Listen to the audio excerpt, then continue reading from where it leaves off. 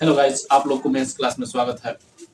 आज कोई विशेष इन्फॉर्मेशन नहीं है, बट ये ज़रूरी वाला इन्फॉर्मेशन है, क्योंकि अब सीजीएल के होने में बहुत कम ही समय बच गए हैं। जितना भी समय बचे हैं, उसका बेस्ट तरीके से जिस तरह से यूज़ हो सके, उसके बारे में थोड़ा मैं बताने वाला हूँ।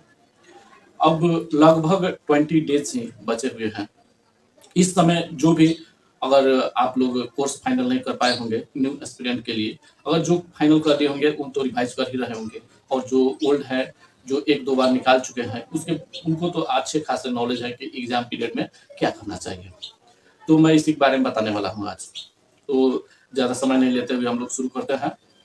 जो इस समय है, जो कम समय बचे हुए हैं, तो इस समय जितना हो सके आप लोग मॉक दीजिए, मॉक का एनालिसिस कीजिए, और जो 4 सेक्शन है, जैसे मैथ, रीजनिंग और जीके जीएस हो जाता है, तो चारों सेक्शन में अलग-अलग कट ऑफ निकालिए। जैसे 50 मार्क्स है और 25 क्वेश्चंस हैं, तो उसमें आप कैटेगराइज़ कर लीजिए कि किसमें आपका कितना नंबर आ रहा है, और आप एक अपना माइंडसेट कीजिए कि आपका कितना नंबर होना चाहिए।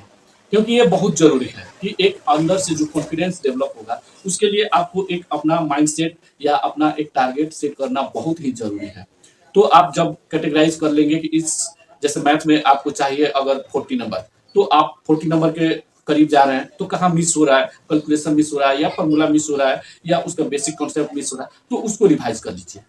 जिस चैप्टर का हो रहा है उसको एकदम कम समय में आप रिवाइज कर लीजिए, और जो आपको लग रहा है कि इंपॉर्टेंट है उसको नोट डाउन कर लीजिए। जो आप कॉपी को पर डे खोलते हैं उसी कॉपी में, अर्थात रफ में ही आप उसको नोट डाउन करें। जो भी सब्जेक्ट हो, एनी सब्जेक्ट, उसको रफ में ही आप नोट डाउन करें, क्योंकि रफ पर डे ओपन करते हैं, जिसकी वजह से वो क्या होगा, सामने रहेगा, दिख जाएगा। या ऐसे ही रैंडम कभी आए देख लिए, कभी बाहर जा रहे हैं देख लीजिए।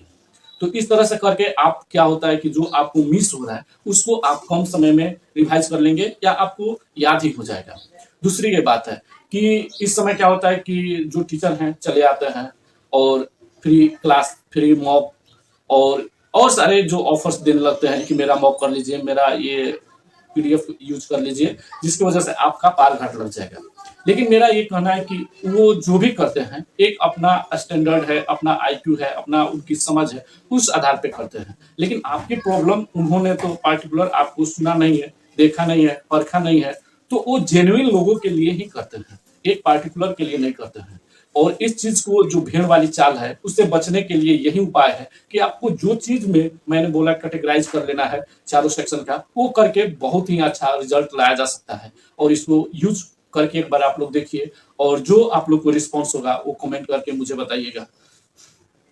दूसरी सबसे मोस्ट इंपॉर्टेंट बात, कि अभी जो है फोन कॉल या जो डिजिटल प्लेटफॉर्म है, इससे दूरी बनाइए। जितना समय हो सके आप पेन और पेपर पे कीजिए, क्योंकि वहां जब जाएंगे आप, पेन पेपर ही होगा। आपको ऐसा नहीं है कि जो सामने आएगा स्क्रीन उसमें भी वही चल रहा है, कि उसको समझ लिए बस छोड़ दिए, ऐसा नहीं है। वहां रिवाइज वाला, जो बार बार रिवाइज किए हैं, उनके लिए प्रॉफिट होता है, उनके लिए समय लगता है कि कम है।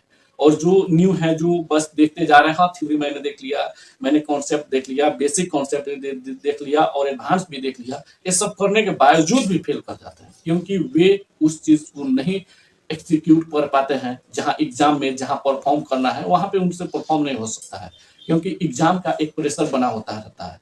जब सामने में स्क्रीन पे दिखता है कि समय की जो मिनट, और हर एक मिनट कम होते जाती है, तो अंदर से एक हड़बड़ाहट भी होने लगती है, वो हावी हो जाती है। तो अभी जितना ज्यादा हो सके मॉक लगाइए और उसका एनालिसिस कीजिए कैटेगरी वाइज।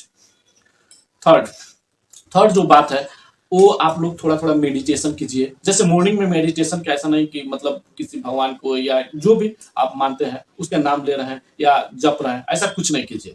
हम लोग एक स्टूडेंट से बिलोंग करते हैं, एक एजुकेशन डिपार्टमेंट से बिलोंग करते हैं, इसके बारे में हम लोग चिंतन करिए।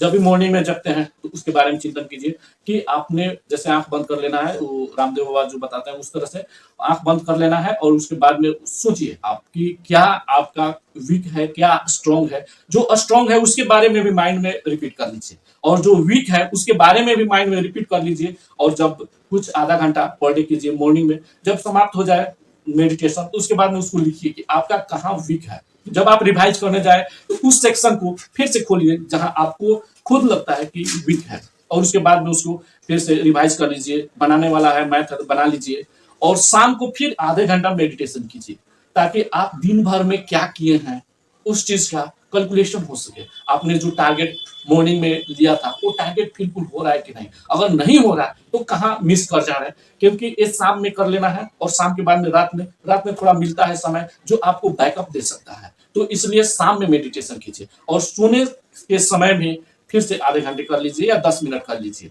इससे क्या हो जाएगा कि आप एक जो एग्जाम लेना चाहता है, एग्जामिनर है, जो चीज आपसे जानना चाहता है उसी की दिशा में आप बढ़ेंगे, और ऐसा करने से क्या होगा कि एग्जाम के करीब हो जाएंगे और आप अच्छे से परफॉर्म करेंगे, जिसकी वजह से रिजल्ट बन ही जाएगा।